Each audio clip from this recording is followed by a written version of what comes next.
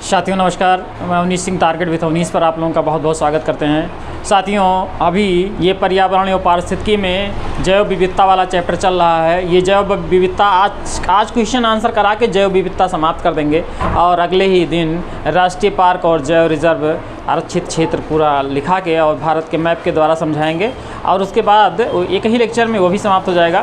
फिर अगले दिन विश्व जो है पर्यावरण पे जो बैठकें हुई हैं उन पर प्रश्न वो क्लास होगा और उस पर प्रश्नोत्तरी होगा।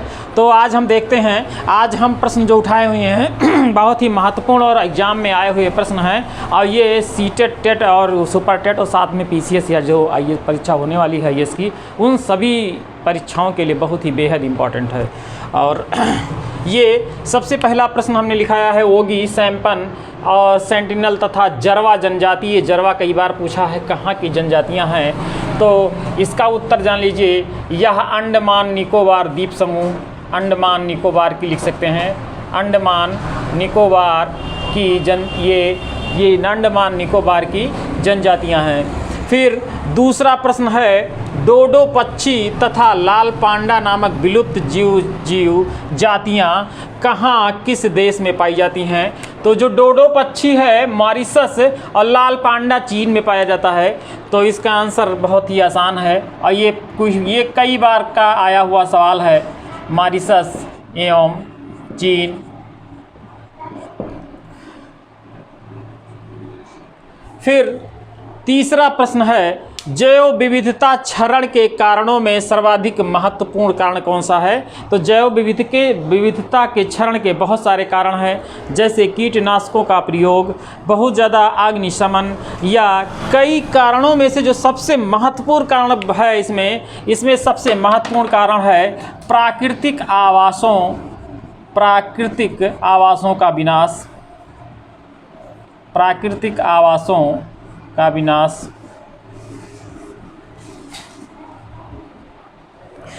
ये और भी बहुत सारे कारण हैं, औद्योगिकरण, नगरीकरण, ये सब बहुत सारे कारण हैं जैव विविधता क्षरण के, लेकिन जो सबसे महत्वपूर्ण कारण है वह है प्राकृतिक आवासों का क्षरण। तो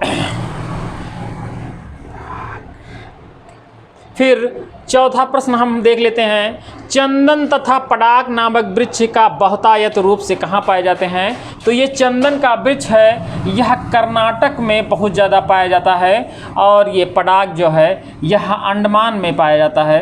तो यह दोनों देख लीजिए, बहुत ही ये भी महत्वपूर्ण है। फिर ये सब जो पहले हम सवाल कराए हैं या ये सवाल जो हैं ये सब आए हुए प्रश्न हैं और इसको 2-3 बार रिवीजन करने पे ये प्रश्न यहीं से आएंगे, इससे बाहर प्रश्न नहीं आएंगे, ये गारंटी है।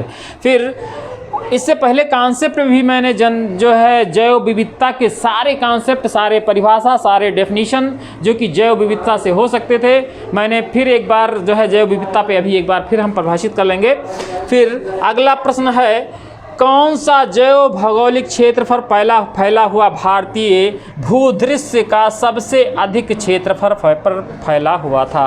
प्रश्न फिर से पढ़ लेते हैं, कौन सा जैव भौगोलिक क्षेत्र पर फैला भारतीय भूदृश्य का सबसे अधिक क्षेत्रफल फैला हुआ है।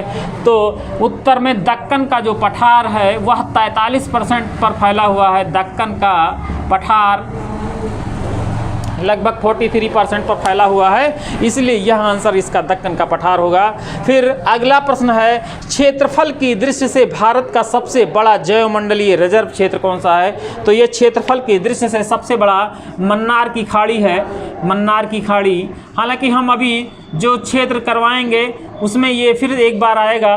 अभी हम जैव विविधता जो जैवमंडलीय क्षेत्र हैं, बायो रिजर्व क्षेत्र की हम बात करेंगे अभी, और जो विश्वमान जो है द्वारा मान्यता प्राप्त हैं या बायो रिजर्व जो घोषित हैं। तो उसके बाद अगला प्रश्न कर लेते हैं कल्प वृक्ष उपमा किस वृक्ष को प्रदान किया गया है।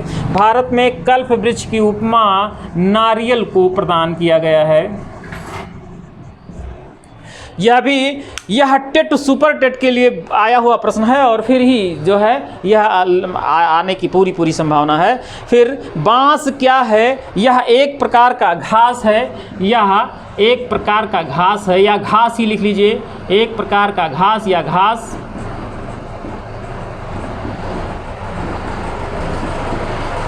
फिर एक प्रश्न है, उड़ने वाला छिपकली जिसे ड्रैको कहा जाता है भारत में कहाँ पाया जाता है? उड़ने वाली छिपकली पश्चिमी घाट पर पाया जाता है, जो कि जैव विविधता में सबसे समृद्ध माना जाता है। यह इसका उत्तर होगा पश्चिमी घाट।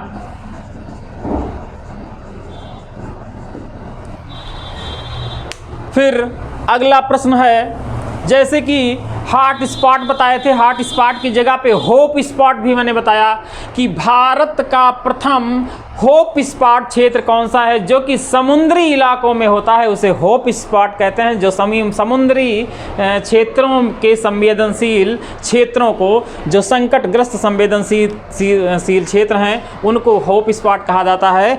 तो ये भारत का जो सबसे प्रथम रहा है वह अंडमान निकोबार द्वीप समूह।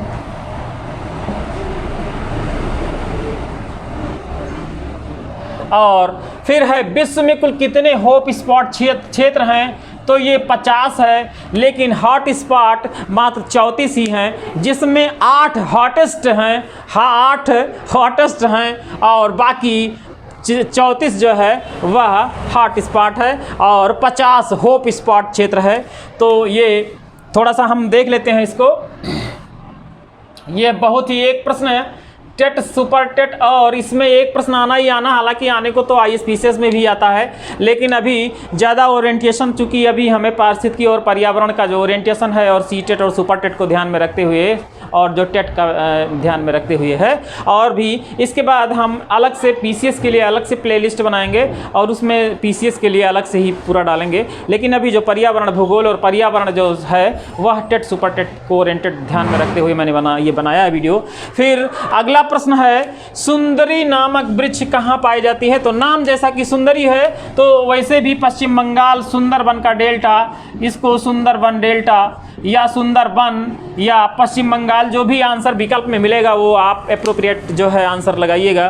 फिर है अगला प्रश्न, निम्नलिखित में से कौन सी जैव विविधता संरक्षण के लिए महत्वपूर्ण रणनीति है? तो इसमें रणनीति की बात कर रहा है, जैव मंडल रिजर्व बात पूछा है, वानस्पतिक उद्यान पूछा है, कहा है, और राष्ट्रीय पार्क विकल्प में दिया है, और एक विकल्प है जंगली जंतु अभ्यारण्य।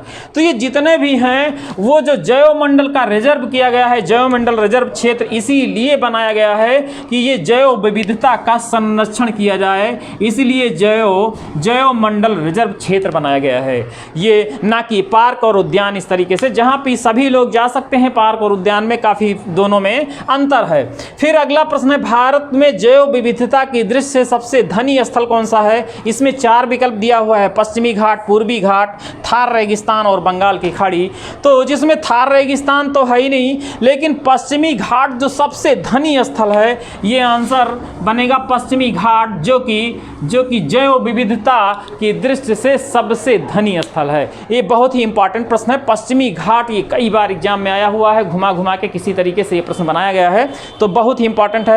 फिर है अगला प्रश्न, भारत में से कौन एक भारत का बायोडायवर्सिटी हॉट स्पॉट नहीं है? तो ये प्रश्न फिर से दोबारा हम करते हैं, भारत में से कौन एक भारत का बायोडायवर्सिटी हॉट स्पॉट नहीं है? तो इसमें विंध्यन क्षेत्र जो है यह नहीं है। बाकी हम चारों विकल्प देखते हैं, हिमालय भी हॉट स्पॉट में है, उत्तर पूर्वी भारत भी हॉट स्पॉट में है, जबकि पश्चिमी घाट भी सबसे समृद्ध हॉट स्पॉट है, जबकि विंध्यन क्षेत्र यह हॉट स्पॉट क्षेत्र में नहीं आता है। और अगला प्रश्न है, किस सम्मेलन में जैव विविधता शब्द को परिभाषित किया गया था?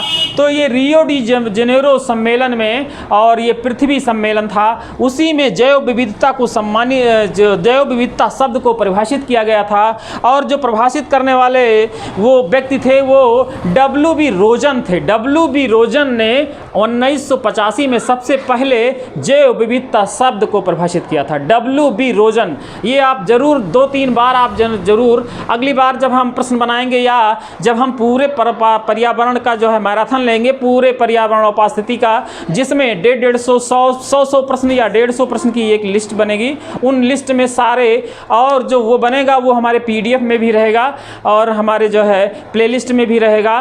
तो उसको अगर हल कर लेते हैं तो मैं गारंटी के साथ कहता हूं कि जो अगर टेट में 30 प्रश्न में से 28 से 30 के 30 हो जाएंगे, जिसने जो पूरा पढ़ेगा उसका 30 को 30 हो जाएगा, कोई भी प्रश्न बाहर से आना ही नहीं है।